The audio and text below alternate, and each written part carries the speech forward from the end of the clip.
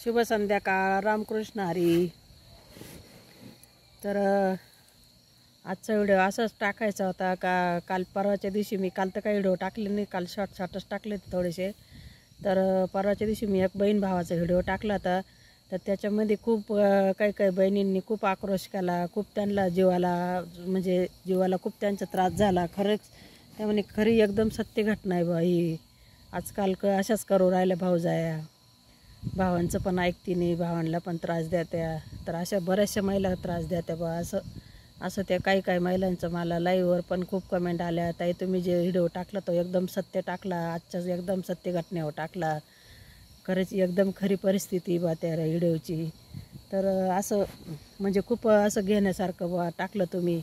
तर खरंच आजच्या याच्यामध्ये त्या 2-3 ताईंना इतकं अवघड वाटत होतं. खरंच त्या म्हणे आमच्या पण लाईफमध्ये सगळं काही असंच घडतं आहे म्हणे, आम्हाला पण खूप त्रास होतो आहे भावाचा, आमच्या भावाचं काही चालत नाही, सगळं भाऊजाईच्या हातामध्ये. आणि आईबापाला पण त्रास त्या वेळेवर जेवण नाही, चहा नाही, पाणी नाही, सगळं ताब्यात घेऊन टाकलं. आईबाप कुठं गावाला जायचं म्हटलं तर त्यांना पैसे देते नाही, खर्चायला पैसे देते नाही, सगळं त्यांच्या ताब्यात गेलं. भावाचं पण काही चालत नाही. आता त्या भावाला पण असं होतं बायको धरावा का पोरं धरावा का बा आईबाप धरावा, तो पण येड्यात निघून जातो. पण बायांनी असं नाही करायला पाहिजे ना. आज त्याच्या आईबापाला त्रास देते, उद्या तिचे पण आईबाप आहेच ना. का तिचे आईबाप नाही का, ती बिना आईबापाची पैदा झाली का? तिने असं कशाला करायचं? आणि तिला पण भाऊ आहे ना, तिच्या भावाला जर असा त्रास दिला तिच्या भाऊजाईने तर तिला कसं वाटेल? मग तिने कशाला असं भावाला पण त्रास द्यायचा आणि इष्टिक सगळं ताब्यात घ्यायचं आणि आईबापाला त्रास द्यायचा, सासऱ्याला त्रास द्यायचा कशासाठी? पण एवढं प्रत्येकाने समजून घ्यायला पाहिजे का आपल्या घरी आपले आईबाप आहे, आपल्या घरी आपला भाऊजाई आहे, त्यांना पण असाच त्रास होत असेल. आपण जर असा त्रास दिला आपल्या सासऱ्यांना तर त्यांना किती त्रास होईल तिकडं, आपल्या आईबापाला बी. त्याचं देव काय लांब आहे का? देव जवळच, फक्त देव गंमत पाहतो आपलीवाली. आपण कोणाला किती त्रास दिला, काय केलं, फक्त ते आपण येतं लगेच तोंडावर बोलतो, देव येतं तोंडावर बोलत नाही. देव फक्त वाट पाहतो, मग एखाद्या दिवशी चांगली काठी घेऊन उभा राहतो. तर असं करू नका. प्रत्येकाची अपेक्षा आहे, बहीण भाऊ आहे, एकाच आईचे लेकरं आहे, एकाच भाकरीचा काला आहे. तर असं करू नका. प्रत्येक बहिणीची पण अपेक्षा आहे, बहिणीसाठी पण काहीतरी करायला पाहिजे, वेळ काढायला तिच्यासाठी उभं राहायला पाहिजे. आपण आपल्या नंदभाषांना केलं तर आपल्यासाठी बी देव आपल्या भाऊजाईला तशी बुद्धी देईल का तुम्ही पण तिच्यासाठी काहीतरी करा, ती करते. तर हे आजकालच्या बायांना कळतच नाही. यांना फक्त नवरा कळतो, फक्त नवरा माझा आणि नवऱ्याची प्रॉपर्टी माझी. एक वेळेला तो नवरा नसला तर चालेल, पण त्याची प्रॉपर्टी मात्र पहिले माझ्या नावावर पाहिजे, पहिली चावी माझ्या ताब्यात पाहिजे सगळ्या गोष्टीची. असं महिलांचं काही ठरवेल ते. कारण त्यांच्या आईबापांनी संस्कारच तसे टाकेल राहतात त्यांच्यावर. फक्त वरगोड बोलायचं आणि खाली पाय चोरायचे. काही त्या नंदांसाठी काही करायचं नाही, सासऱ्यासाठी काही करायचं नाही.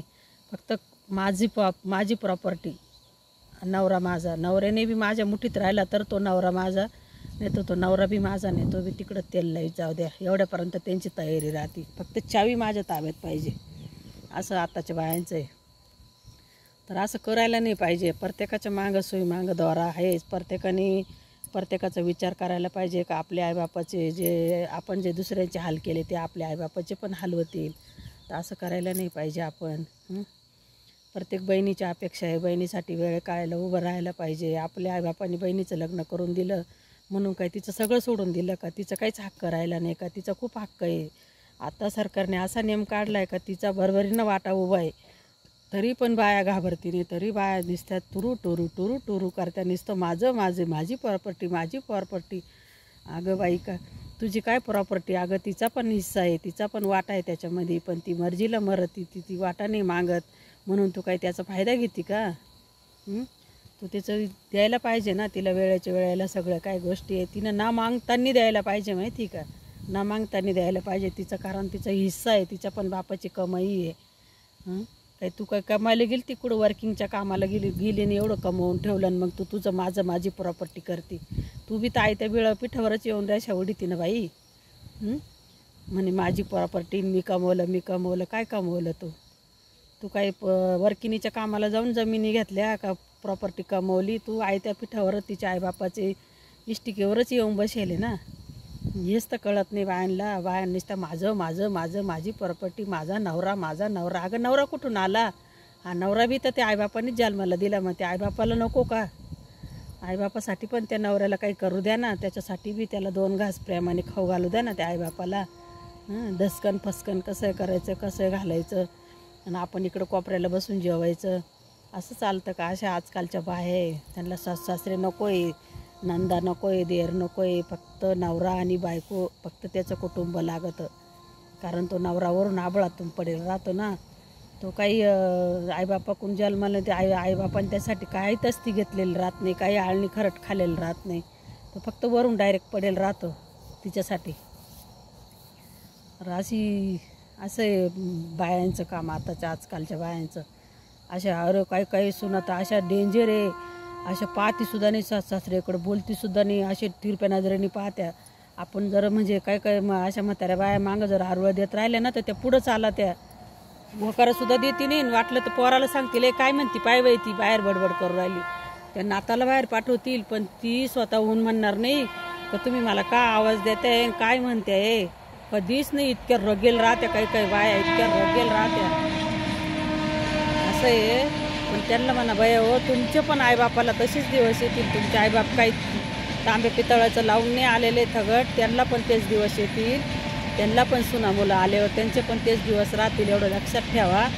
बघा माझा व्हिडिओ कसा वाटतो नक्कीच मला कमेंट करून सांगा. खूप याच्यावर खूप बोलण्यासारखं आहे, पण आज थोडा उशीर झाला मला व्हिडिओ तयार करायला.